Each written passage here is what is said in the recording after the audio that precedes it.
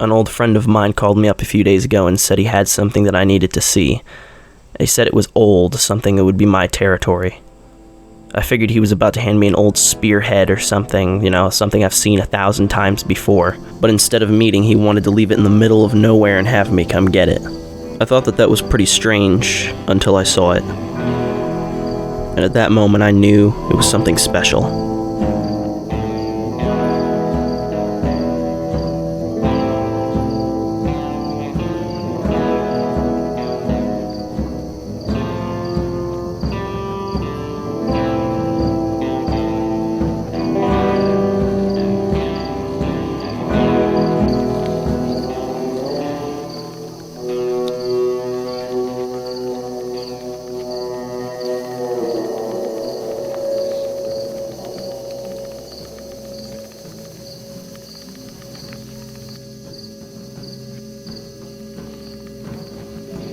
I've now been researching this book for months, and I've decided to share my findings with you.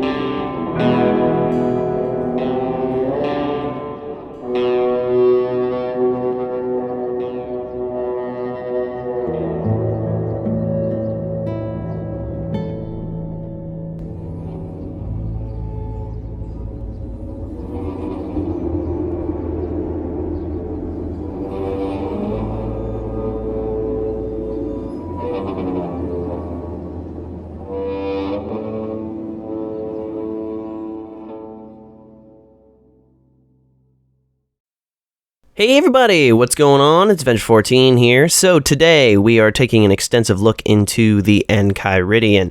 I'll explain everything about the Enchiridion in just a minute.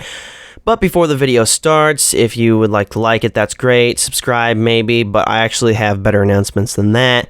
The channel is getting a little bit of a rebrand. You probably saw the new banner. We're working on a new logo. One of my friends, Jesse Ryan, who has a YouTube channel and does a bunch of cool conservative content, gave me some ideas on a logo, so we're kind of working on that at the moment. That's going to be something important for us to figure out fairly soon because you have to put the logo on almost everything.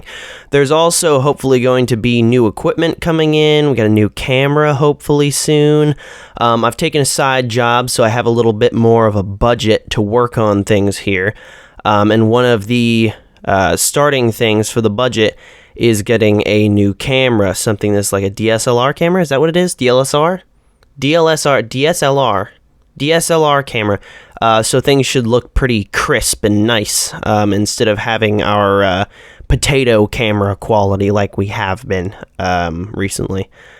So you can look forward to that. More reason for you to subscribe. Thank you very much, everybody, for listening to this, and on to the main video.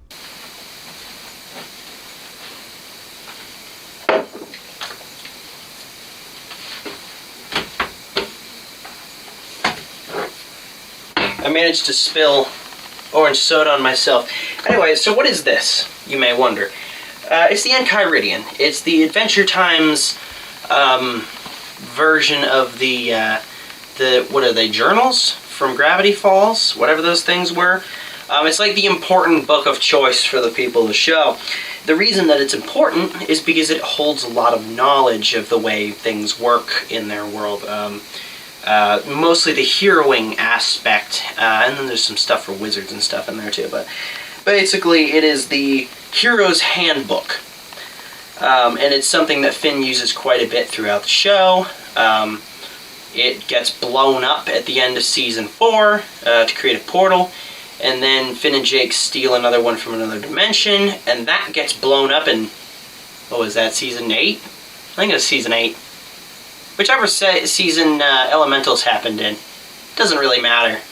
One of them seasons. But anyways, it's been pretty important through the show, so it's important if you want to know a lot about the show, for you to understand exactly the whole story behind this thing. So that's what we're going to do today, and it's going to be a good time. I promised. Stick around. I'm kind of ticked at myself that I spilled orange drink. Like, I was supposed to start this like, very matter of fact, but this kind of turned into like an impromptu weird talk thing, and I'm not sure quite what happened. I swear, the rest of the video will be quite a bit more formal than this. So as far as we know, the Enchiridian's been around pretty much since forever, but the earliest account we have of it is a newspaper clipping talking about its discovery, and the person who happened to discover it, or rediscover it, was Simon Petrikov, who is now the Ice King. So I have this newspaper clip in front of me here, and behind all the crappy song lyrics you can read, "Silly man returns from expedition with a marginally exciting discovery by Bruce Geis." Is that what? Goose? Who cares? Anderson Standard. It was a something morning that, man, these song lyrics are harder to get by than I thought. Green the something something of hard driving something nihilists, maybe? I don't freaking know.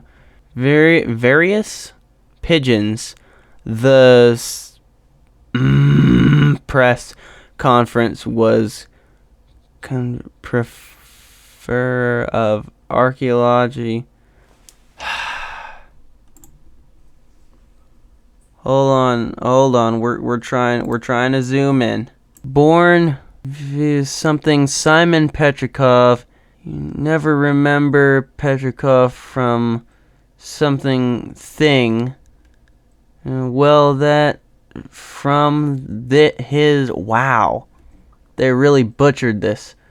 Expedition in the something or wherever. With much something, Petrikov unveiled the most significant piece from the dig to a rapt audience. Something out. It was just a book, a ratty looking that something leather bound manual whose title Enchiridion had something the Enchiridion.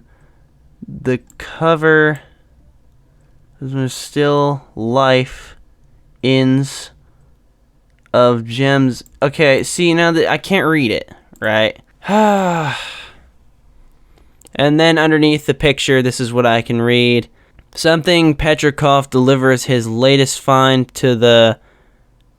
I'm not sure if there's anything behind this bunch of scribbles, but the Museum of History. Most likely kind of a spoof on the Museum of Natural History. But yeah, you can see Betty in the background there. There's Simon. He's holding the Enchiridion. Just came back from latest dig.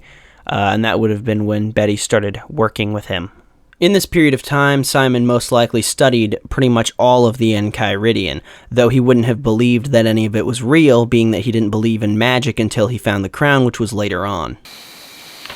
So then, at the end of the Mushroom War, it somehow got handed off to the Manly Minotaur, and he guarded it up in Mount Cragdor until he handed it off to Finn. But I'm not really 100% sure how that happened, because they never explained it.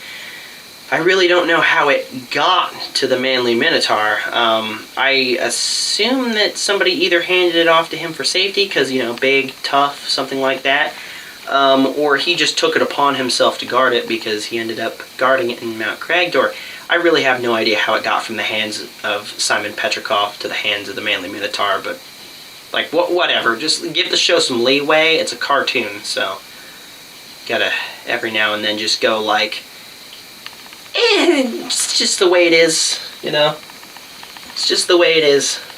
Like how characters can be frozen by the Ice King and then be cool as soon as they thaw, or be warm.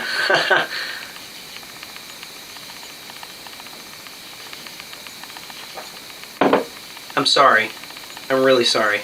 It's pretty safe for us to assume that the Manly Minotaur actually had a hold of the Enchiridion for quite a while before Finn showed up. You know, since they had time to set up all that stuff with the trials and the illusions and such. And Finn being the first one to pass all those trials and illusions, he was given the Enchiridion. Finn takes the Enchiridion home, and we don't hear much about it for a little while. Later on in the show, Finn can be seen pulling information from the Enchiridion. For example, he pulled the information about the Cyclops' tears having healing abilities. The Enchiridion doesn't show up again in a big way until the episode In Your Footsteps. In this episode, Finn is followed around by this weird bear who keeps parroting everything that he does. Finn thinks this is adorable, though little does he know the bear is trying to manipulate him to get a hold of the Enchiridion to give to the Lich. The bear succeeds in doing this and hands the Enchiridion over to the Lich, who's possessing the snail that hides throughout the show. The Lich had been possessing the snail since the end of Season 2 and rode the snail all the way out to near the end of Season 4 when he then possessed Billy the hero. The Lich used the likeness of Billy the hero to help manipulate Finn into helping him steal all the gems of royalty, which are very powerful gems used to activate the Enchiridion in a kind of special way. The Enchiridion, if activated in this way, would create a portal. When this portal is activated, it will create a wormhole going to anywhere in the multiverse. The Lich succeeds in his plan of opening the portal, thus destroying the Enchiridion. And that is the end of this universe's version of the Enchiridion. Now let's go into some fun facts. The word Enchiridion literally means a book containing essential information on a subject. That's why the unofficial full title of the book is The Hero's Enchiridion. It's because Enchiridion means a vast, knowledgeable book on a subject, so it's the vast, knowledgeable book on heroing. Something interesting about the Enchiridion is it seems to be made up of kind of a mix between science and magic, and seems to be made in a similar way to the Ice King's crown, which is a technology-based item imbued with magic. The real-life Enchiridion, which was written by Martin and Olivia Olsen, who play Hudson Abadir and Marceline the Vampire Queen, which I used for all my film shoots at the beginning of this video, by the way, has quite a few secrets and extra storylines to fill in the blanks of the show in it. It's definitely worth a read. I literally read it through like 3 times. I love it so much. And this is our final fun fact here. I don't like to get political in my videos too much, but I'm going to get a little political right now. So, the date on the back of the Enchiridion just happened not too long ago, and I figured it would pass and nothing bad would happen because it's a show and it doesn't predict the future. It's not The Simpsons. But that was right about the same time that Dingbat in the White House decided to pull out of Afghanistan and cause a bunch of mayhem and create a bunch more terrorist organization and create more hell. So maybe they would consider that the beginning of the war. You know, the Mushroom War, which that number is thought to represent. The beginning of the Mushroom War. So take that as you will. What a fun fact. Alright, thank you very much everybody for watching, and I will catch you in the next one. Thanks guys, goodbye. Oh, and by the way, let me know if you want a continuation of this video where I talk about the alternate universe version of the Enchiridion that comes into play later.